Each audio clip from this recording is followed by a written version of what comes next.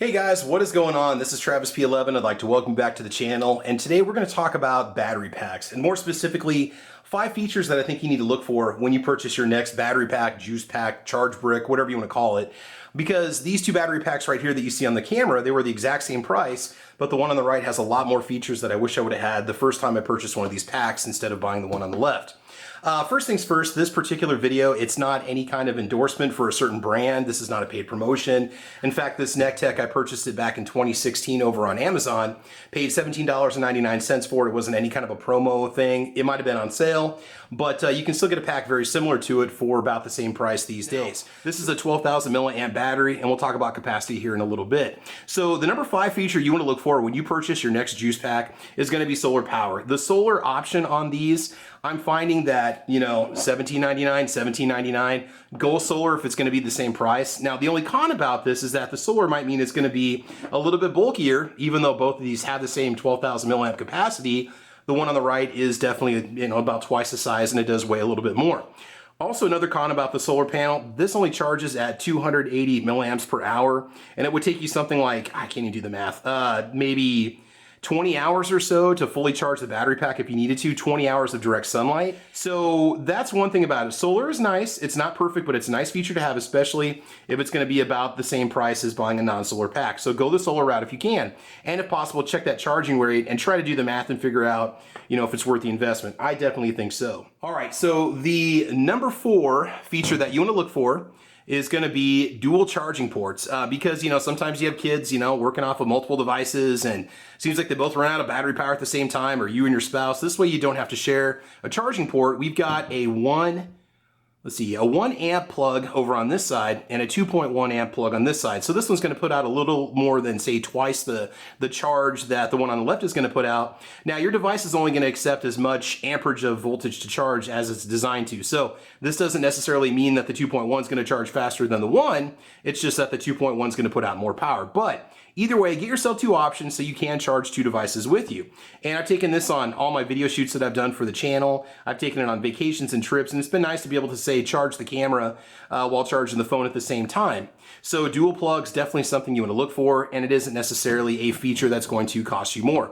This one charges with an old USB, standard like mini USB port plug.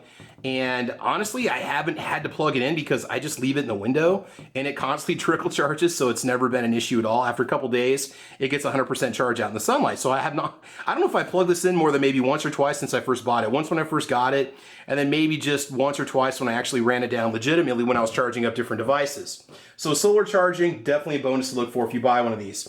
And the dual plugs, one with the 2.1 or greater amperage and one with 1 amp output. The other thing too is if you're not going to pay more, again, $17.99, $17.99, rugged design. This one was advertised as being water resistant, dust resistant, and shock resistant. Not proof because, you know, these are batteries and components and wires, and there's always a possibility that something could break when you drop it. But this one's been tossed around. It's been melted a few times over some heat source. It's been dropped and hit, and I've yet to actually break it. If you can get one with the ruggedized design with some sort of a rubber coating around it, some sort of armor, if you will, I think it's definitely worth the initial investment, especially if you're going to be taking this one outdoors. You've also got gaskets that keep the water, well, I wouldn't say out, but away from entering the ports. And so this one has a little seal right here, and also has a little seal right over here. And that is really nice because that's going to keep the moisture out, especially if you work in a high moisture environment, say like around a boat or in the water and so on. And so definitely something to think about. And I think the majority of this pack is basically watertight and sealed because it's got the rubber all the way around it. So the rugged design is something you definitely want to look for. And if it has any kind of a shock rating, that'd be great. Okay, so the number 2 feature that you want to look for is a flashlight. So I have one on here, so when I push the button, the lights are going to light up, telling me that I have 4 bars of electricity. And what I like about it is the flashlight. And if you think about it, if your phone's dead and you've got no other light sources around you, this battery pack is going to be powering this flashlight. It can run a long time. Now, it's just a couple watts. It's just enough to, say, light up the inside of a tent or to maybe help you find your phone or something sitting around on the ground. But it is a light source. It can at least help you find your cables and wires to get stuff plugged in. So having that little flashlight built in, and even this first one that I bought also has also has a flashlight on the top too. That is something to definitely consider getting if you can. And the last thing I want to tell you is get the highest capacity battery that you can afford. Now, granted, as you go up in capacity size, usually done by milliamps, the size of the pack is generally going to get bigger.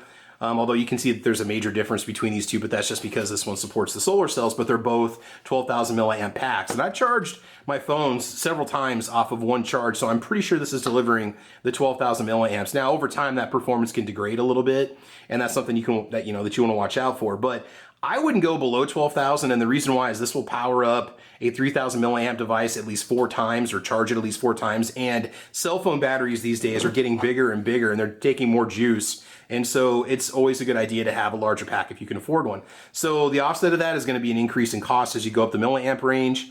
But at the same time, it's also going to be more capacity, and it's going to get a lot more done. I tend to keep this one in my school bag because it's fairly slim. It's relatively lightweight, and it's come in handy on a couple trips on occasion. And it's nice to have that flashlight. This one also has the little standard 4 LEDs on it that you can use. And I can't remember exactly how to turn the flashlight on for this one. I'll have to play around with it. But anyway, that's what you should do. So again, 5 features to look out for. We've got the solar charging, we got the dual ports, we've got the rugged design, we've got the flashlight, and then capacity. I think those are things that you should look for. So you can get this one, this Nectech brand. They still are around. They make car chargers and trickle chargers and so on. They do make a battery pack kind of like this, but it's only a 10,000 milliamp pack. And they're charging the same price that I paid 6 years ago for a battery pack that's smaller. Although it is ruggedized, it does have, I believe, both ports on it and a flashlight, and it does have a solar charger. So I'm not going to put a link to it. You can look around and you choose whatever you want. But again, this one's out here. I've been pretty happy with it. Another good kind of off-brand is Aukey, A-U-K-E-Y, which they're becoming more of a mainstream brand all the time. Those are 2 different companies that I do recommend. Nectech and Aukey are decent. So anyway, this is Travis P11. This is a little bit of a different take from what we generally cover on the channel. But with storm season coming up and travel and trips coming up, you might be looking at one of these juice packs to invest in. To pick a good one, you can read reviews. I like to read the 1- and 2-star reviews to see what people complain about. Because if it has a problem with it charging, say 2 or 3 months down the road, the pack dies, and a lot of people complain about it, you may want to steer clear of that particular model. So that's just something to think about. So anyway, guys, this is Travis P11. Thanks for watching. Please like and subscribe, mash that bell. And again, the battery pack, one of the most important investments I think you can make this spring. So anyway, guys, have fun, be safe, take care. And as you know, we will talk to you soon. All right, guys, bye-bye.